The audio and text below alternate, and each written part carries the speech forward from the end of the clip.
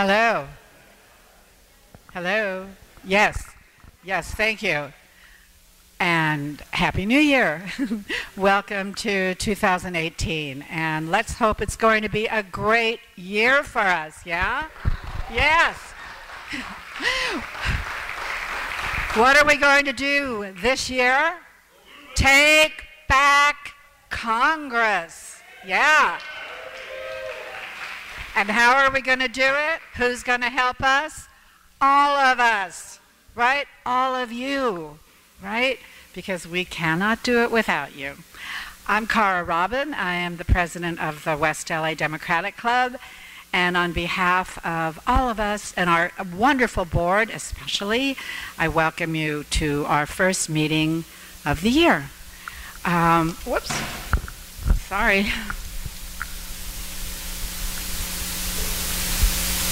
So last year we had a really impressive year. We started off our year with Congressman Ted Lieu giving us kind of some ammunition on what we could do to keep our spirits up, how we could really make a difference in the light of what we have going in front of us in this administration. And he also told us how he had made the decision and announced it at our club not to attend the inauguration, which we all applauded him for. And he continues to do a stellar job of like retweeting or tweeting back at Trump and all of his disgusting tweets. And I really applaud Ted for his courage and for what he's doing to keep our spirits up. The same thing of this meeting, we had our meeting of Victory Starts Today, it was called. It was very ambitious. We had big breakout sessions with lots of topics. I think we had maybe 10 breakout groups. And what really came out of this session was an amazing elections committee that's chaired by Ellen Bridle. I don't know if Ellen is here this evening, but yes, and she's done a great job of organizing. She goes out to CD 25, which is Steve Knight's congressional district, registering voters, taking a team out there. We're working with Karen Bass on her Sea Change committee, you know, really doing what we can. We're phoning to Virginia, to Alabama, and it works. You know, when we get out there and we're active, it works. It needs all of us to keep it going. And our elections team is going to be calling on you all. You get the emails now in the e-letter. Please keep it. Please respond to these emails and help us do what we're doing. In February last year, we had our annual meeting with our club elections, which we will be doing next month. Our speaker next month will be Congresswoman Karen Bass. And she's so amazing. She is really a major activist this time around in getting things going and getting the voting going and getting us those buses out to CD 25 and the other districts that we can flip. We have a lot of work ahead of us, but we can do this. But it's going to take all of you. At our annual meeting, we will be electing our new board, our new officers, our new members at large. So if any of you are interested in running for office, you need to have been a member for 60 days to be an officer and to serve on our board. I will be, in the next few days, I'll be sending out an email with the positions that are open. President is open, vice presidents, everybody. You know, anybody can run. You just have to come up and give a little speech and say why you think you'd be the best for the job. And you have to be a member for 45 days to vote in any of our elections. So if you are a current member whose dues are up, please renew tonight or renew online, or you can actually renew at the meeting. I think what else I wanted to say was we have so many elections coming up, but a really important one in our own backyard here, and it's Assembly District number 54, because Assemblymember Ridley Thomas has stepped down and left it an open seat. Over 100 members of our club are part of this district. We have a large club that covers really mainly 3 districts, District 62, District 50, and District 54. So We plan to have a candidates forum so you can meet all the candidates running and do question and answer with them. Tonight, I just want to introduce you to two of the candidates that we know are running, that have filed their papers, who will introduce themselves to you, and then we'll get on with our program. So first up, I'd like to bring Steve Dunwoody.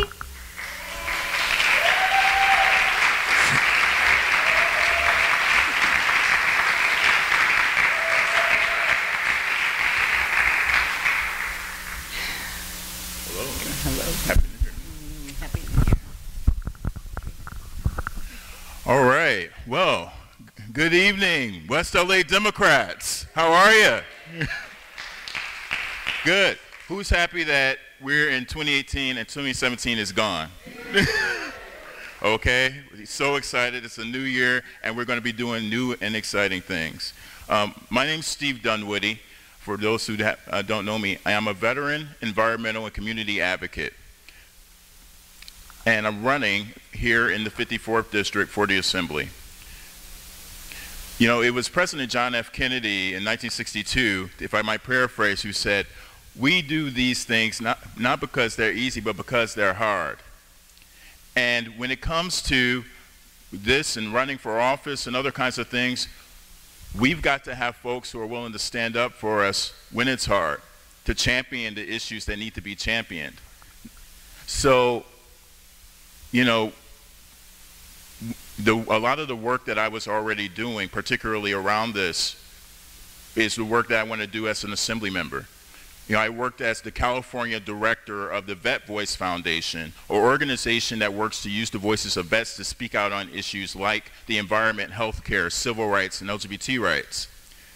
But my background kind of, you know, I'd always in a sense been involved. You know, both my parents were union auto workers from Detroit. And yes, so my early involvement was passing out flyers for my dad's campaign for chief steward at his plant. In many ways, I had my union card before I had my driver's license.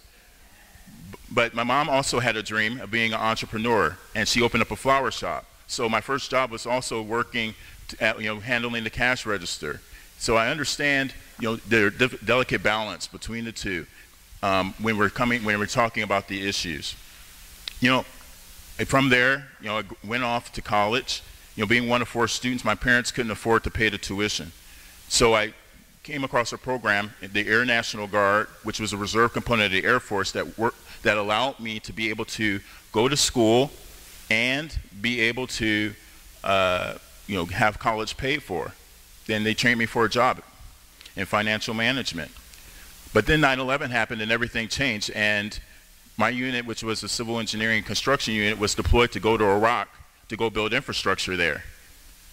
And so, you know, I carried anywhere, my job was finance, as I said, and my job was to carry anywhere between $500,000 to $1 million at a time in a book bag to pay contractors.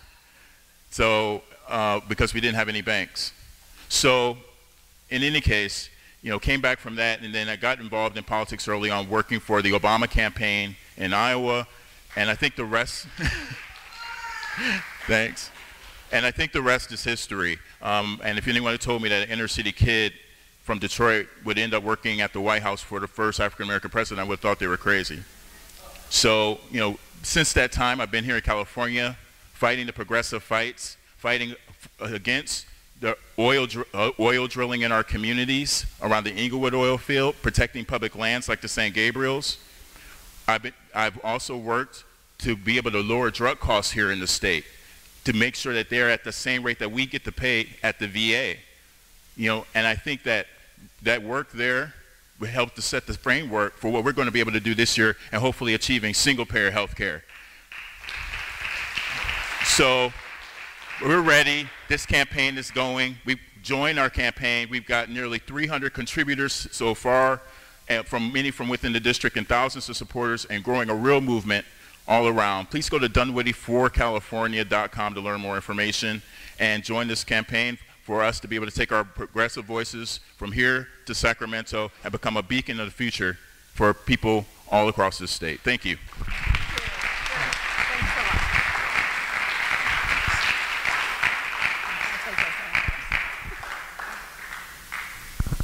Well, thanks a lot, Steve. And our next candidate coming up, I think many of you may know her, is Sydney Kamlager Dove. Let's welcome Sydney.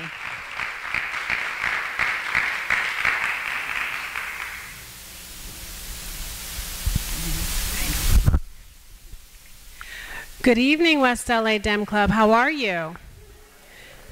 Oh, come on. You can do better than that. How are you? Thank you. Happy New Year. Well, as Cara mentioned, my name is Sydney Kamlager, and I'm running for the 54th Assembly District.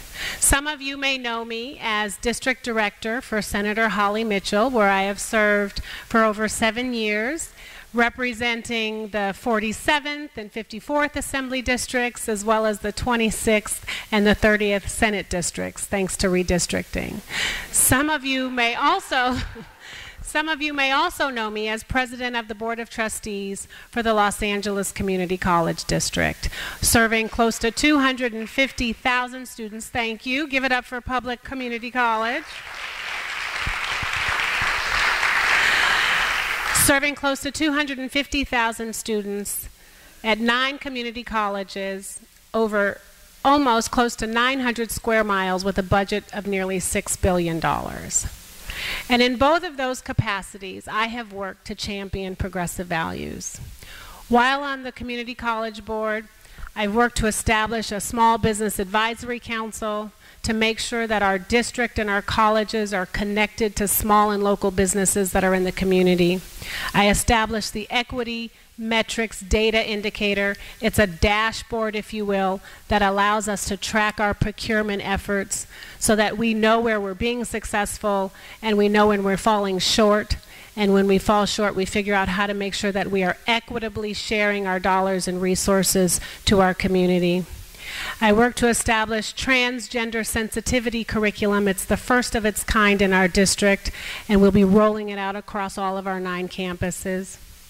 And also have been focused on faculty diversity to make sure that the folks who are teaching our students look like the students that we're educating.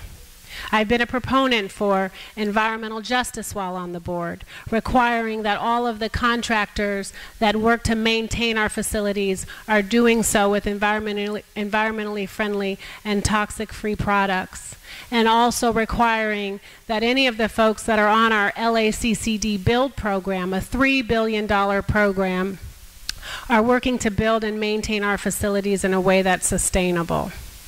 Just recently, I actually established our Title IX task force on sexual harassment, recognizing that our district, like all other institutions across this state and nation, should be looking at how we're treating ourselves and putting together recommendations that will allow us to strengthen the policies that are already in place to make sure that we are operating in a safe place, both for our students and our faculty.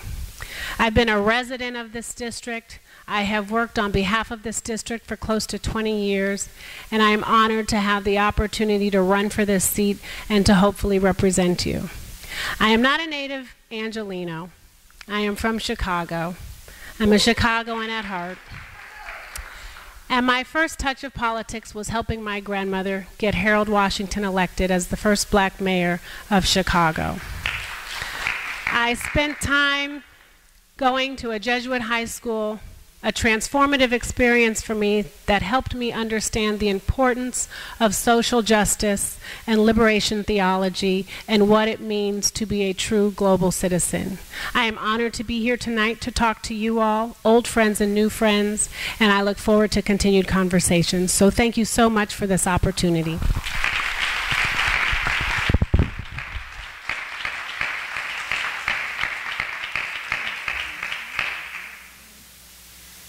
Oh, thank you. Before we go on to our keynote speaker here, I just want to show you this game, this amazing game that one of our senior advocate members, this is Frances Penn, by the way, over here.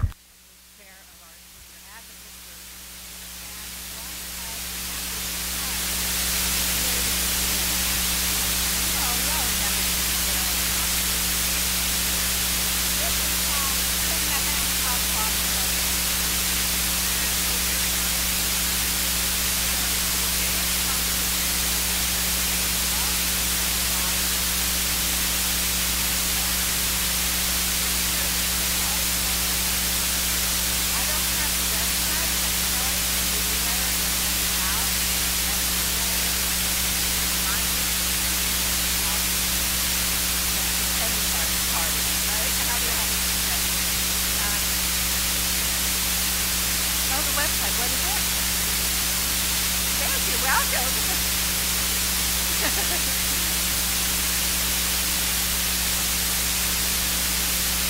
Oh, okay. All right, y'all got that? Pin the handcuff on the president's box.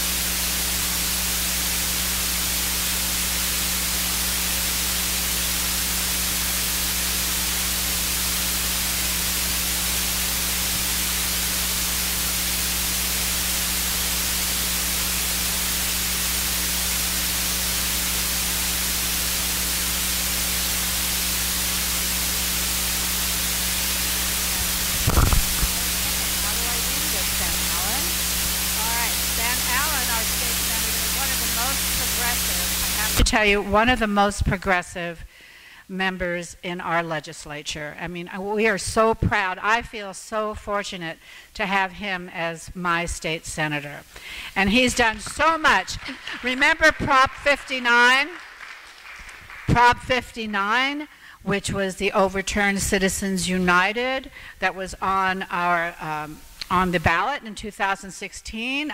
Michelle Sutter was the catalyst for that, and Ben carried this bill. He was the author of the bill, and we actually voted to overturn Citizens United in the state of California when it comes up for vote, right? And Ben has been really stellar on the environment. Are these my notes? Alan Bale. I think I can just do it, really. I mean, I don't know. But what I wanted to read you is Ben actually he recently received the California Common Cause Democracy Defender Award at its Spotlight on California event. And I just want to quote, I'm telling you, he's a righteous guy. He really is. And I want to quote the executive director, Kathy Fang. Senator Ben Allen is a true leader in advancing reforms that create an inclusive democracy. Come on up, Ben.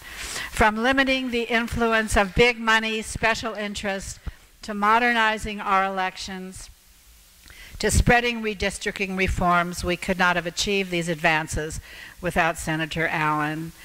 And it's amazing. He'll tell you more about what he's done, what his legislative achievements, and also give an intro into these very important new voting systems that we're all here to hear about. Okay.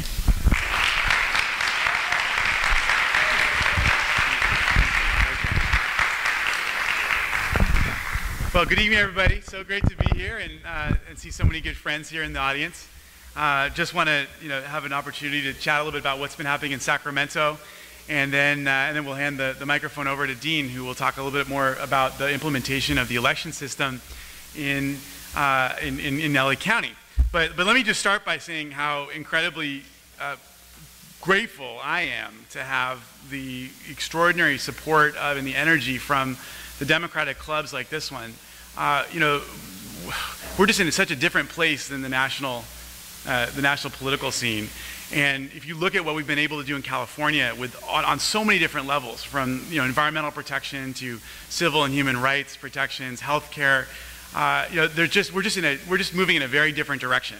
And that's because of the galvanization and the support and the energy and the activism of our Democratic base in this state that helped to deliver a 2/3 vote majority in the legislature. We passed in the last election, as you all know. We all stepped up to create more investments for homeless folks and transit and parks, and we doubled down on the ban on plastic bags. We were able to reinstate bilingual education. More recently, we've been able to put in place some pretty extraordinary programs that are going to help to address the homelessness crisis for LA. So it's pretty amazing. It's pretty amazing at a time when the rest of the country seems to be going off the deep end. Of course, let's not forget that in this last election in 2016, it actually was a Democratic sweep. More Americans voted for a Democrat, not just represent them in the White House, but also in the House of Representatives and the U.S. Senate. But because of the crazy gerrymandering that we have, because of the fact that every state gets the same number of votes regardless of size in the Senate, and because of the Electoral College, of course, we end up with this wild and woolly Republican majority. But the same, crazy constitution that gave us the Electoral College also gave us a certain amount of states' rights, and I've never been such a big fan of states' rights before, but, count me on board now. We really have been testing the limits as best we can to really push back. And that's been on so many different things. I'll give you an example of a bill that I worked on this last year. We were really concerned that among the many wild promises being made by the president was that he wanted to do a big sell-off of federal lands. And so one of the things we did was SB 50, my bill, that basically said that if the federal government wants to sell off any land in the state of California, we'd have to give the right of first refusal to the State Lands Commission first. And if that procedure wasn't followed, then we would basically prevent our registrar recorders from recording the deed of sale for the sale of land, which would jam up the financing, right? So part of the job involves a certain amount of creative lawyering that only nerds would appreciate, but I think we got a lot of political nerds here in the audience, so I can speak openly with you. But this was an example of how the federal government, the courts have been, it'd be tough for us to tell the federal government what they can and can't do with their land, but certainly the act of the recording is very much within the confines and the control of the state government. We were able to pass SB 54, which makes sure that the state of California won't be engaging in helping to carry out the president's bigoted anti-immigrant agenda. We were able to continue a lot of our climate change work. I mean, part of what's really interesting about this moment is that countries around the world are coming to us directly now. They're bypassing Washington because they know how well. I wish that were a positive thing. It's really more a sign of how bad things are in Washington, but it's also a sign of how strong a signal we sent around the globe about our commitment to a whole slew of progressive issues, including climate change. California actually had a national level delegation sent to the Bonn conference on climate change this time around, because folks know that actually is worth applauding. I think it's something that we should be proud of. Folks all around the world know that when they're working with California, they're working with a state that cares about environmental problems, that cares about the global challenge of climate change. And unlike some of our smaller brothers and sister states from other parts of the country, we actually have some economic punch. We have some size behind our commitment. The state of California is the 6th largest economy in the world on its own. And so when we make decisions, when we push policies, we're able to impact global markets in a way that no other state can. And it's part of the reason why when Governor Brown goes to Beijing, he's sitting down and having an hour-and-a-half meeting with the premier of China to talk about energy exchange, clean energy issues, and climate change issues. And so we're stepping up at a moment when Washington is stepping back. Part of me is proud about that, but part of me thinks that this is also screwed up. I mean, we shouldn't be in this situation right now, right? I mean, we shouldn't be in this crazy situation where this minority government is carrying out policies that are not only antithetical to American values, but are actually deeply in discord with the vast majority of American people. And then doubling down on punishing states like us, punishing us through the constant threats, punishing us through this ridiculous tax bill that was just passed. We're working right now to try to come up with some clever ways to try to defend California taxpayers. And folks may have read a little bit about this, but the idea is to allow Californians to get a significant rebate on their taxes in return for a charitable contribution to the state of California. Now, the fact of the matter is, I know it's aggressive. And it's cutting edge on the legal side, but I will say that we've been working very closely with a bunch of law professors on this, and ultimately, if you go down and look at it, there are lots of states that offer dollar-for-dollar rebates for all sorts of contributions that are made that allow people to write off those contributions on their taxes. And if they were to tell us that we can't do this, they would have to dismantle a lot of very popular programs in red states that are currently utilized by private schools and churches, all sorts of different organizations. And so it will really put them in a bind if they decide to try to fight back against this law that we're working on right now. And I was glad to see that Governor Brown said, hey, if we can make this work, we ought to. There's no question in anybody's mind that this tax bill at least the aspect relating to deductions was a real middle finger stuck up to the state of California. I hate to be crude about it, but it really was. I mean, it was a direct attack on us because we have stood up and said no to all the bullshit coming out of Washington, and we've been an active, engaged resistance, standing up for not only California values but American values when it comes to some of the wild things that have been promised by the president. So, I'm glad that we have a strong Democratic Party here in this state that's pushing back. As Kara said, our number one goal right now is to win back at least one of the houses in Congress to restore a modicum of accountability to Washington, D.C. And I'm just glad to see some of the numbers moving the way they are.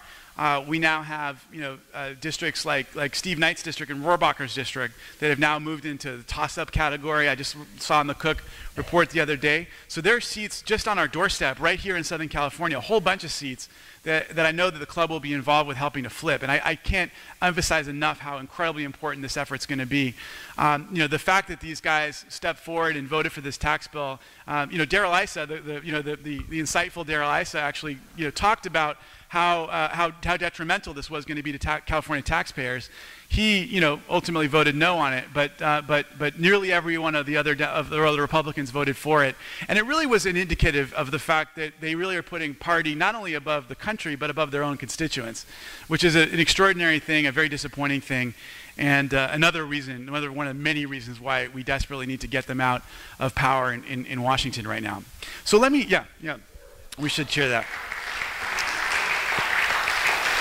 A couple things that I'm working on the non-election side that I just wanted to bring out.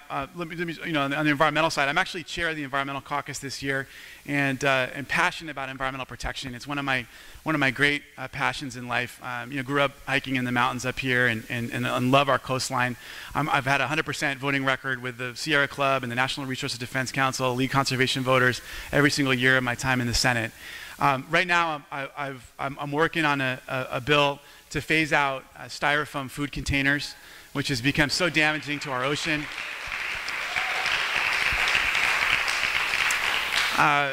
That's been a big priority for me. We're looking at rodenticides right now and trying to see what we can do to limit the use of rodenticides as much as we can in our Santa Monica Mountains National Recreation Area.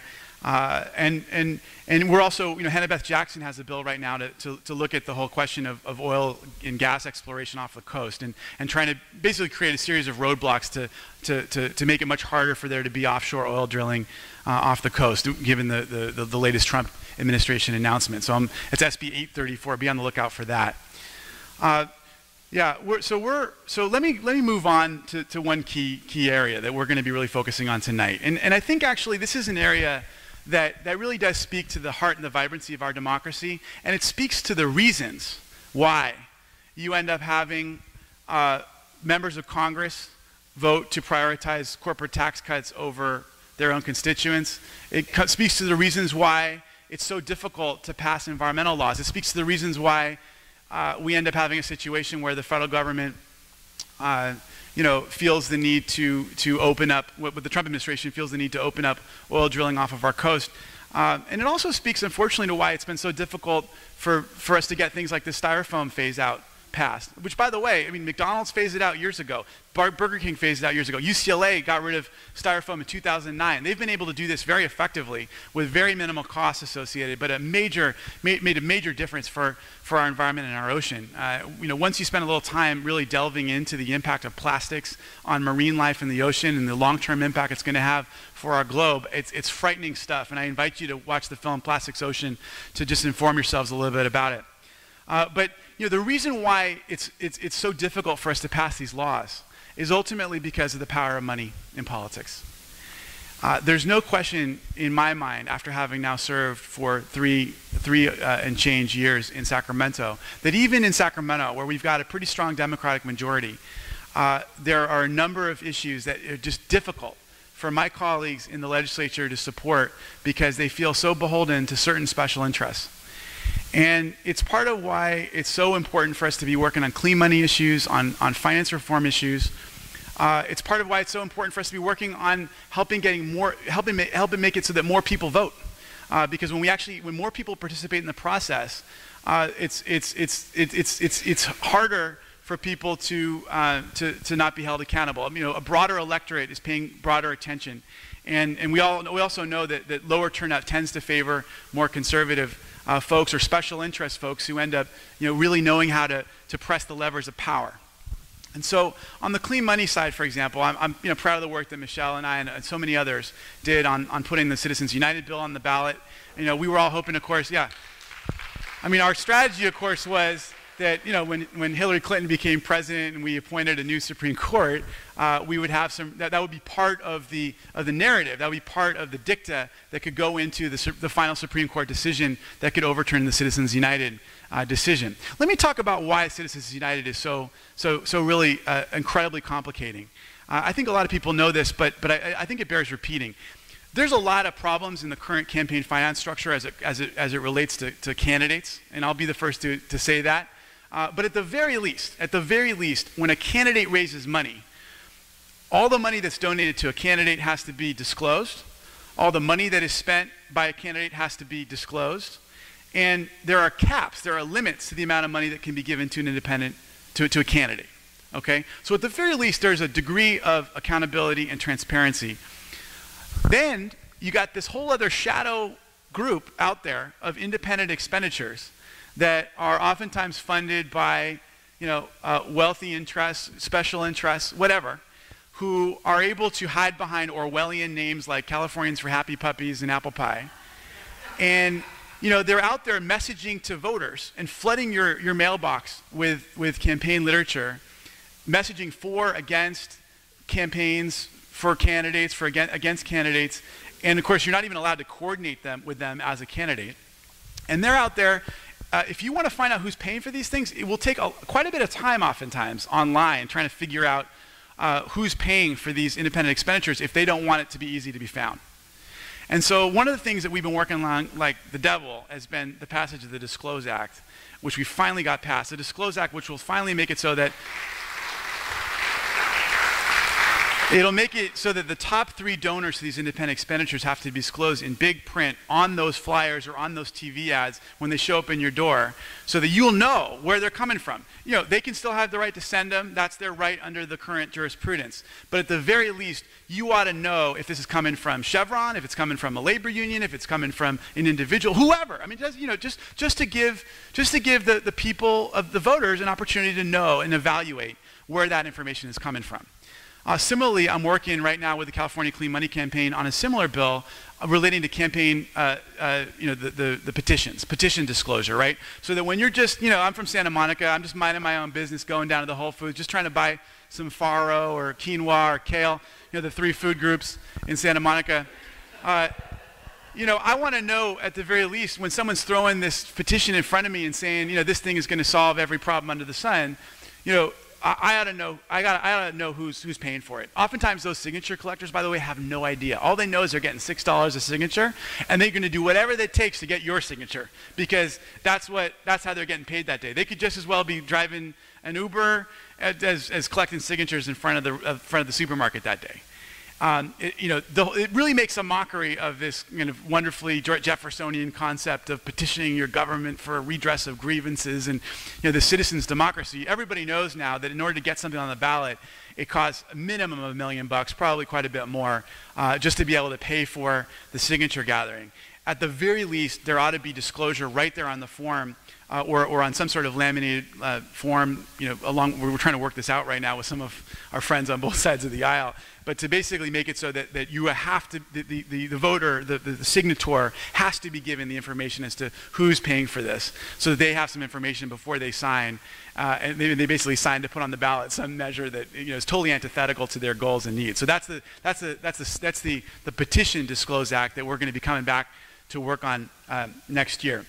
Another thing I'm working on with some of these folks has to do with the question of public financing and campaigns.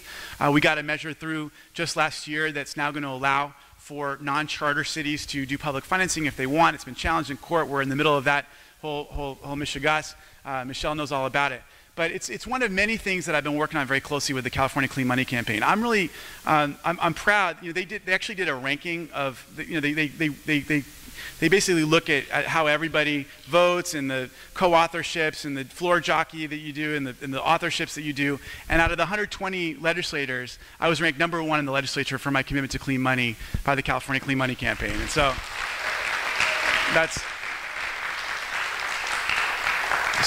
that's something that I care a great deal about. So let me just talk a little bit about why we're here today to talk about the election system and SB 450, which was another bill that I worked on to look at this whole question of basically making it easier for people to vote.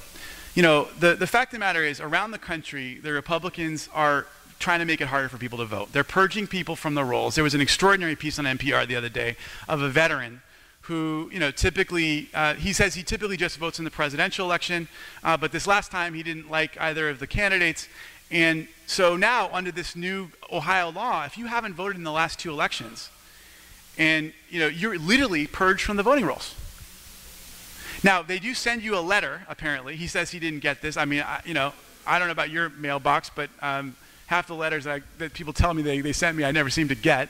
It's maybe my fault, but you know, this is a Navy veteran who served his country overseas, and he was purged from the voting rolls because he hadn't voted in the last 2 elections, even though he's voted in nearly every presidential election since he turned 18. This is what's happening around the country, let alone the craziness that's happened to a lot of communities of color down the South. I mean, it is just waving the flag of a dark, dark past. And one of the interesting things, having gotten involved in the Alabama race, that thank God we were able to win. Yeah, that's, you know, thank God. It was interesting, for those of you who are involved, you may know, we learned our mistake from the Georgia race where everyone was just calling in, you know, hey, I'm from California, you should, you know, we're going to tell you in Georgia how you should vote. Really what we, you know, that didn't work, right? That didn't work. But what did work was calling low-income voters, African-American voters, and making sure that they knew what their voter status was, making sure that they'd gone in and checked that they hadn't been purged. And it turns out there were tons and tons of African-American voters whose names had been purged from the rolls, but because of a very quiet but very concerted campaign by Democrats around the country, we were able to get on the phone with these voters, inform them of their rights, inform them of the system as it existed, and get them to make sure that their voting rights were protected. And I think that played a role in winning and finally defeating this crazy pedophile. So while the rest of the country, at least the red states, seem to be intent on rolling back voter rights, and it's really sad to me. I mean, I really, you know, it's been interesting talking to some of my Republican colleagues who've stood in the way of some of these reforms to try to make it easier to vote. But, you know, ultimately, I think they've done a calculation that it's not in their interest to have more people voting. It isn't.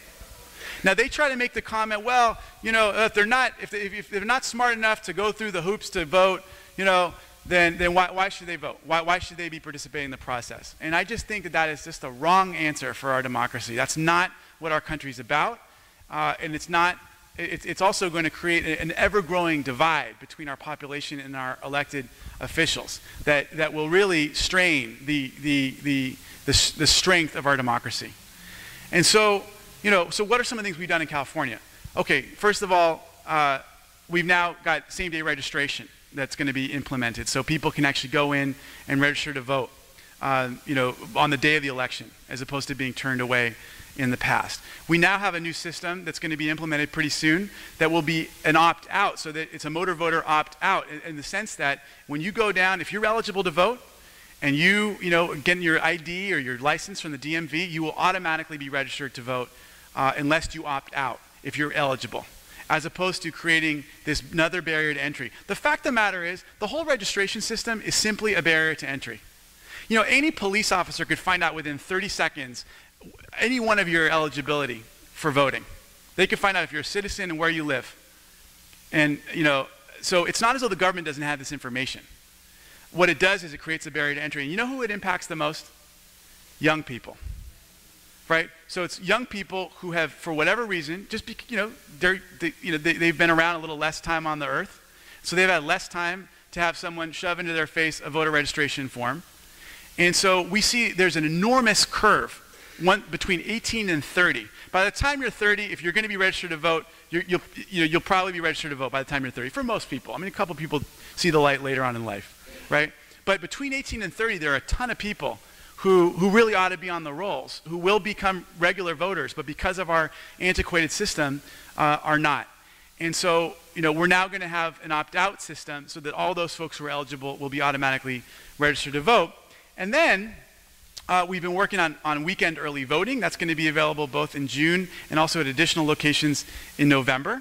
We now have a new system as well where our teens can pre-register so that the second they turn 16, if they register to vote now under our old system, by the way, this new opt-out system is still being rolled in, so we're still dealing with the old registration system. But the idea is, under the old registration system, when you turn 16, if you register under this new system, you will automatically be ready to roll when you're eligible when you turn 18.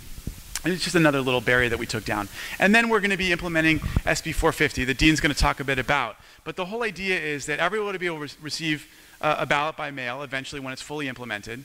And then we'll have vote centers that are open all over town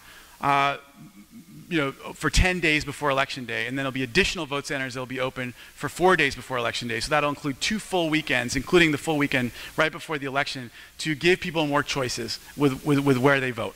And the fact of the matter is that ultimately, we know that, and I know that everybody here votes religiously every single time, but the fact is a lot of our brethren, a lot of Democratic brethren, sisters and brothers, just have a hard time making it work. And part of it's because, they're real busy. People are working several jobs. People have kids, people have a lot of challenges, and the idea that you can only vote in one place on one day within a certain number of hours is just so antiquated given the way that people live these days. And so, we've learned from the example of Colorado, where they've been able to decrease voter costs, the elections costs pretty significantly, and increase voter turnout at the same time. I've gone out several times to see what's happened in Colorado. And partly they legalized marijuana before us, so I don't know what that says, but it's a system that works really smoothly, and they've been able to significantly impact their voter turnout in a really good way. And ultimately, it's about allowing more people to participate in the process. It's about making it easier for people to vote. And I'm excited about getting the opportunity to hear what the implementation is going to be like in LA County. So these are some of the things we're working on. I want to just point out my great staffer, Allison Toll, who's here, who works for us here in LA. She's fantastic. We do a lot of work up in Sacramento, and you're all incredibly welcome to come up to Sacramento, see us up there, learn about what's going on. It's actually not that bad. The restaurants are getting a lot better. But we also have a really robust, active operation here in LA, and it's everything from helping people, veterans who are right now we're literally in the middle of this crazy thing where these National Guardsmen have been improperly denied payment, and we're helping them. We work with small businesses that are having trouble getting their paperwork through the Secretary of State's office. We help, homeless folks. We help all sorts of people who are hard on the luck, people who are having trouble getting their benefits.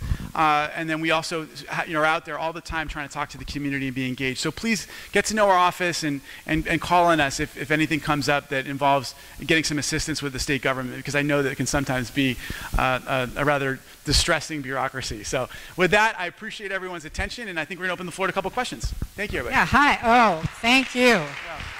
Lots of information. Thank you. Yeah, I know. Senator Allen. I get too excited. We're gonna have a few minutes for Q&A. It can be about anything. About anything that Ben has addressed, and you just raise your hand. Catherine, you want to take one of the mics, Okay. sir? And Catherine will come around, give you the mic. Catherine, you had a question though, didn't you? You're okay? Okay, so we'll do Alan, Mimi, and then what's his name? And then okay, so there's all right, Alan. Yes, sir. Thanks for coming out. I've got a lot of concern these days with regard to election integrity, and so my question is about what is built into the new system, particularly with the voter rolls, to make sure that those are protected. It cannot be hacked. I know, but that was part of your bill or part of what you were talking about. Thanks. Let me do this. I'm going to actually stick around for Dean's presentation, and if you don't feel as though it's adequately answered in Dean's, we'll get back up and answer it. Mimi. Yeah. Hi. I'm really excited to be here. I came from the Valley. Hi, Dean. Welcome. How was the 405? It was great going south. I've never heard that. It's fine on the south, going south at this hour. Anyway, I was proud to serve on the voting systems advisory, principles for the new system. But so my question isn't really so much about that. I want to ask about AB 840, which is a bill that started out as a very good bill. Yeah, it was this year, and there was a big fight about it. Progressives were against it. Dean knows about this. Who's So the author? Remember the author? what it was originally was that if you forget to sign your mail ballot envelope, the registrar can call you. You have more chances to come in and make your envelope good so that your mail ballot can be counted. But snuck into it after it passed Assembly Elections Committee and full Assembly, I feel snuck into it, was an amendment that said because the 1% audit, which is statewide, is so difficult to, now that we have so much mail ballot voting, there's tens of thousands, we can't wait to perform the 1% audit of the randomly selected precincts until all those absentee ballots are in it. So to make a long story short, AB 840 exempted all late arriving absentee ballots from any auditing whatsoever. So my question in a nutshell, that is the de facto effect of it. And I know that there's good intent behind it because risk limiting audits are what are coming down the pike. So my question, and it'll be for Dean as well. I'm worried about 2018. We all are. I can say at a Democratic meeting, the pundits are saying there's going to be this Democratic wave, but I know from Virginia and Alabama, where I was very active in making sure that the count was accurate and protected, and they fought it tooth and nail all the way up to that coin toss in Virginia. Okay, I think that if the national operatives who have played dirty for a long time know that there are big ballot batches in 2018 in California in 53 congressional districts. LA, they couldn't get away with flipping to a GOP, but I think some of the other 53 counties that, McClintock, Schwarzenegger, Pete Wilson, I'll just invoke that history, that if they want to keep the federal balance of power, they could do it in an unaudited bunch of ballots, which in every county will be the late arriving absentees. That was an AB 40. What can we do about this, Ben? Okay, so for these really detailed elections questions, which I totally get why people would be asking them at this forum, why don't we answer them together? So let's see if Dean's going to get these things answered, and then if folks feel dissatisfied, I'll stick around and let's try to get them answered. So just respectfully, if someone has a good elections question that's this in the weeds, which is good, let's hold those off until we get to hear Dean's presentation. Okay, you know what? Yeah, well, I sounds like we weren't aware of this problem. So let's love to hear about, Okay, next question. We have 3-4 questions, and we're going to go on to the PowerPoint. I was concerned about in a policy where if you were handicapped or unable to get out of the car, a person would come out and help you vote in the parking lot and that stuff. Would that still be included in the new? Yeah, in fact, we work really closely with the disability rights community, and there's a whole new set of protections. And they're really excited about some of this new software that's coming out to help blind voters. And we're also going to have drop boxes all over the place where people can drop off their ballots literally from their cars if they want. And of course, they're all checked. But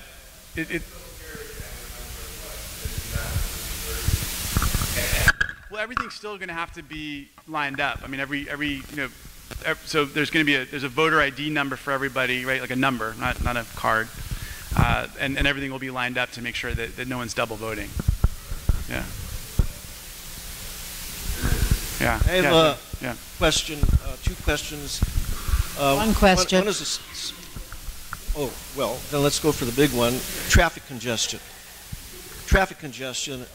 We are always offered alternatives to travel, like the bus, train, but we're not getting rid of the juggernaut of traffic congestion. Right. And you know I think you know the one solution to traffic, getting rid of the congestion problem. But if it is the answer, why aren't you advocating it? And I mean, I know why, but it's not going to solve if you don't get involved, it's not going to solve the traffic congestion problem. Yeah. Well, first of all, I would say that the alternatives are important, right? So part of it has to do with trying to build out our transit system, and it's part of the reason why I fought really hard in this transportation package to get $700 million a year from the state to assist with transit, with public transit. And obviously we've passed Measure M, Measure R, so there's going to be a lot of money coming down the pike to improve the system. It's something that Mr. Wolf and I talk quite a bit about. You and I have spoken. I know that you got an idea that's modeled after. So I studied abroad in Mexico City when I was in college, and Mexico City has a system where certain cars are only allowed to drive certain days because the traffic's so bad and the pollution's so bad. I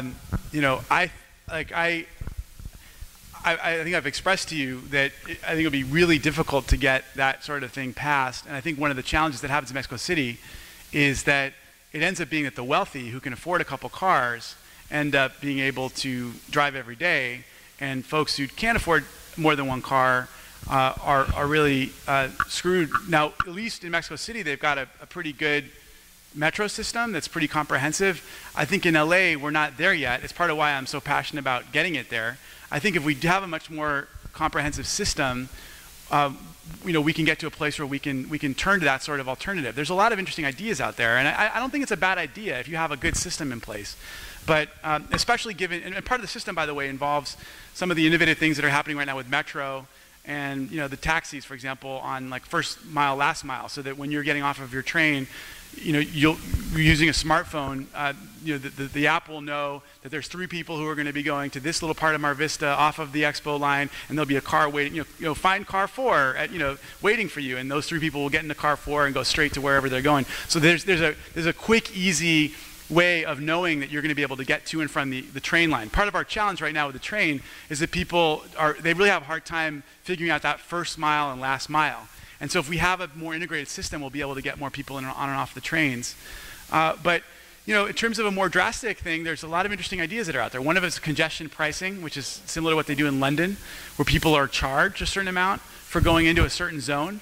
But I'm sure as the transit system expands, your idea will be part of the mix. I think the core concern that will make it difficult to implement not only would be the unpopularity, broadly speaking, but just also the fact that the equity question, and we have to figure out a way around that. Maybe there'd be a way around it. I don't know. Yeah. I'm concerned about clean money and what is being done with that bill, where it sits, what we as citizens can do to support it, etc. Yeah. So is Michelle Sutter still here? Because maybe she could. No, she left. She left. Okay. Trent's bill. Yeah. So right now the bill. So basically, it's been challenged in court by the Howard Jarvis folks, and it was signed into law. I mean, it was a wild experience. We actually got 2/3 vote in the legislature, including a couple Republican votes, and now it's been challenged in court. So the question now becomes, we lost at the trial level. It's now been appealed. The governor and the attorney general decided to join the appeal with Common Cause and California Clean Money and Money Out, Voters In. Now there's an interesting divide. So literally the Clean Money folks are going to poll tonight. I mean, they're going this weekend to poll for a potential statewide ballot initiative on this very issue if the courts continue to turn us down. The question is, how do we figure out the strategy? And if it ends up that the poll looks good and we go to ballot, we're going to need everybody's help getting that passed. Because these things have had trouble in the past passing. There's been people just don't like the idea of public money going to campaigns. They have this bias against it, and so a lot of it will involve a lot of work on everybody's part, educating people about how deleterious the current impact of special interest money is on our system. But it's a hard sell, and it's part of why we want to take the legislative route. you know, we're all going to have to work together to get that passed if they decide to go to ballot. Yeah, hey, Happy New Year. Hey, man. I wanted to ask a question about the pensions. Yeah. And I had a suggestion that would it be practical to let any California resident opt into the pension system to make it fully viable and fundable for everyone? Since everybody is worried about it, what about opening it up in maybe a partial way to those who don't have a 401k or don't have a retirement account? This might be something that would be appealing to them, and it might actually help bolster the system. Yeah, well, I mean, it would all depend on figuring out the finances. I think if we were to do it based on the way we've been doing it in the past, it could be really problematic because we've raked up a pretty substantial liability. Some of the pensions are much more covered than others. I mean, there's a lot of different major pensions in the state, and so that's the key question. Like, you know, could we do it in a way that would not break the system? Right now, we've made some big reforms that have now, on the school district level, for example, where the state's chipping in some extra money, the school district's chipping in money, and the teachers are chipping in some money too to help shore up the system. But, you know, it's an interesting question. Senator De Leon pushed a bill that now creates a system where the private sector can set up 401ks for people or kind of retirement security programs for people easily. And I think on the long term, we want to move in that direction. It's all going to be about making the numbers pencil out. But I love it. I mean, I think it's part of that's part of what Social Security is, right? But how can we make it more robust? It's all going to be all about penciling out the numbers. We're having a hard enough time right now keeping the entire public sector system solvent, and so the last thing we would want is to make it is to increase that challenge. But if we could figure out a way to make it work, I mean, it would involve people making serious contributions. And the problem is, if they're low income, they oftentimes may find that really difficult. So it's part of why I think we just need a broader social safety net. It's part of why I'm a progressive Democrat. You know? Right. Okay. Yeah. And actually, Kevin did address that when he came and spoke to us in May, I believe it was, because of his aunt. He found out he was his aunt's 401k. Yeah. Something like that. All right, Kat. Hi. You addressed a bit some of the roadblocks that you in Senate are starting to put together to oil drilling and exploration off the coast. Yeah. I was just hoping you could outline or talk a little more about what ideas are being discussed and what you're hoping to do. Yeah, great question. So on the oil drilling question, Hannah Beth Jackson has a bill that basically prohibits the leasing of public lands, including coastal areas, for oil extraction. So we're basically, the federal government has control over oil rights off the coast at a certain distance. We've got control closer into the coastline. And so we can basically make it really hard for them to access our lands and our territory. And that's basically what Hannah Beth is working on right now. By the way, let me just say, we've been really disappointed with the number of public comments made by, in the wake of the president's oil drilling decision. And I just got to encourage people, if this is something you care about, please submit a public comment to the federal EPA and the Department of Interior, and we can make sure to get you information about how to do that. But it's not been very robust. And I see you, Dency. I know you're passionate about this stuff. We need to get people organized. I think there's some folks working on trying to get a rally about this in the South Bay. But I really ask everybody to submit, even if it's a short comment, your consternation with the current federal plan. And then we're going to try to jam them as best we can using the tools that we have at our disposal. Unfortunately, the federal government has a lot of power, but we have a lot of power too when it comes to our own lands. And we're going to, that's part of what this bill 834, SB 834 is all about.